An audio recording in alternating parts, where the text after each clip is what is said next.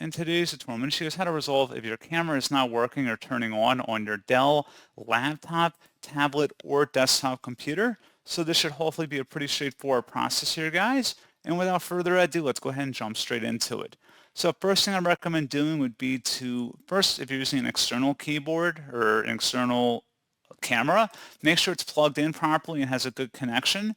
If it doesn't, you may have to just double check that, maybe unplug and plug it back in. If that doesn't work, you can open up the search menu and type in settings. Best result, come back with settings. Go ahead and select that. On the left panel, select privacy and security. And then on the right side, underneath the app permissions, just scroll down and select camera. Toggle camera access to the on position at the top. And then for specific app permissions below, make sure they're turned on for the relevant application as well. And that's all you have to do. So pretty straightforward process on that, guys. And as always, thank you for watching. Do hope that was able to help you out. And I do look forward to catching you all in the next tutorial. Goodbye.